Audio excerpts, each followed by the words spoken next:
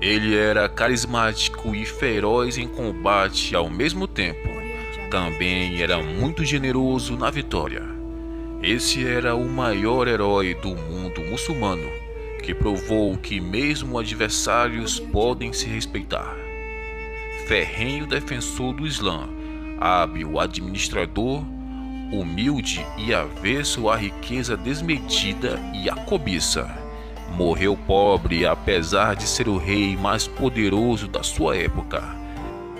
Esse era o famoso Saladino, que provavelmente é um dos maiores exemplos de liderança que o mundo graciosamente já testemunhou brilhar. O canal então dará início a uma nova série retratando batalhas épicas e a vida daqueles que foram os maiores comandantes da Idade Antiga. Eu me chamo Charles Moniek, sou editor do blog e do site Contos do Mundo Real, e sejam bem-vindos a mais um vídeo.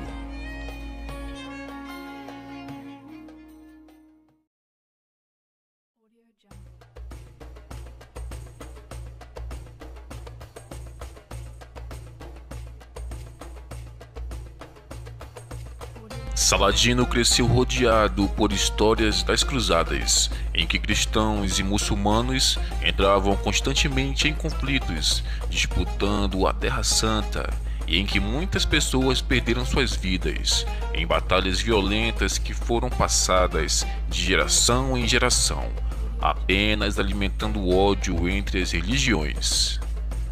Apesar de ser o terceiro filho, devido ao falecimento de seu irmão mais velho e o desagrado que seu pai tinha quanto ao irmão do meio, Saladino tornou-se o líder da família. Já no período em que Saladino era adulto, o Oriente Médio encarava uma disputa interna, uma guerra civil causada por uma divisão em facções sunitas e xiitas da religião islã. Diante deste cenário, o tio de Saladino, chefe do exército sunita, levou o sobrinho para invadir o Egito e batalhar em combates aos xiitas. Nessa luta, após 4 anos de batalha, eles conquistaram o Cairo, e assim o tio de Saladino tornou-se o rei do Egito. Tempos depois, ele morreu, e alguns meses depois, Saladino, como herdeiro mais apropriado ao cargo, tornou-se o sultão de toda a Síria.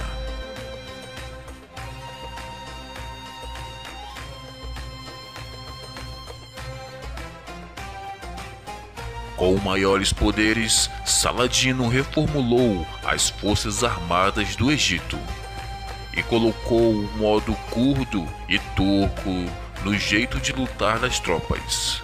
Administrou bem os cargos de confiança a fim de evitar eventuais traições e parecia satisfeito com o que conseguiu. O histórico líder islâmico se preparava para uma grande campanha de restauração do seu mundo.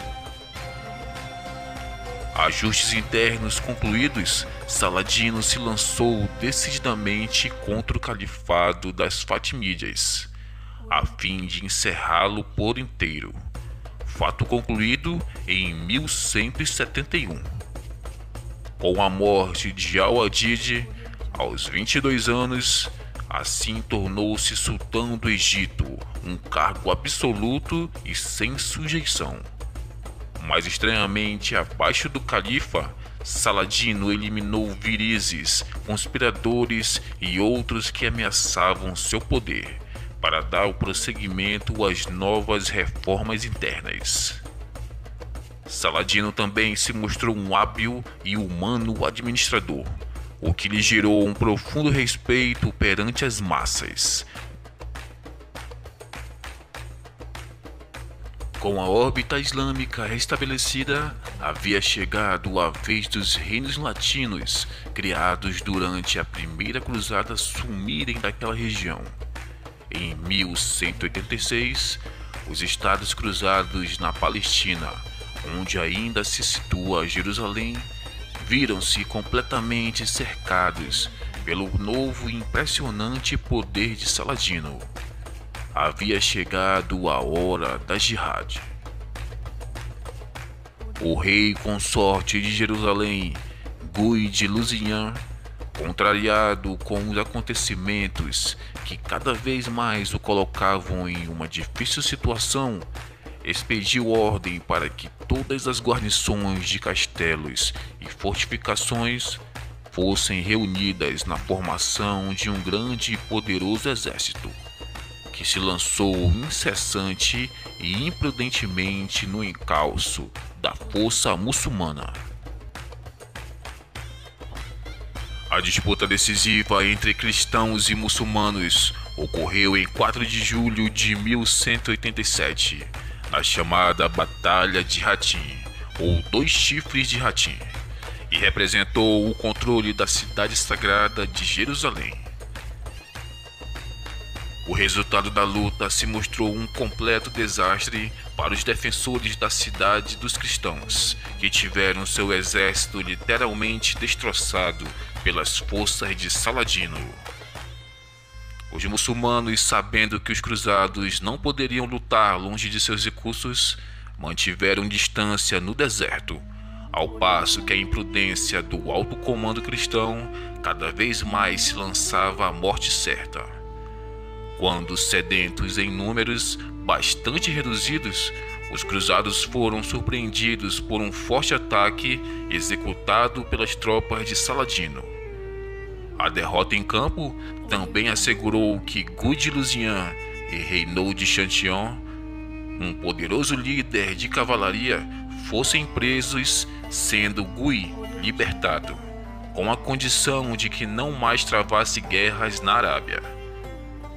Reynaud de Chatillon foi decapitado por Saladino, que talvez foi responsável pela quebra de diversas tréguas e tratados de paz. Normalmente, Chatillon massacrava caravanas e aldeias de muçulmanos. Com o histórico triunfo de Saladino em Hattin, a conquista da cidade sagrada de Jerusalém seria questão de tempo para os muçulmanos, ocorrendo finalmente em 2 de outubro do mesmo ano, após um curto cerco. Diferentemente do ocorrido quando os cristãos conquistaram Jerusalém, Saladino e as tropas muçulmanas respeitaram os cristãos.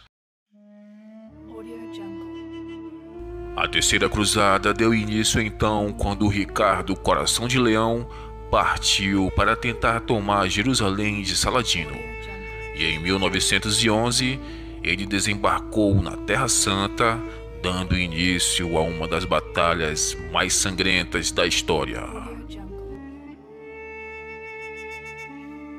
No dia 4 de março de 1193, com aproximadamente 55 anos de idade, o maior herói do Islã finalmente descansou, morto pela febre amarela.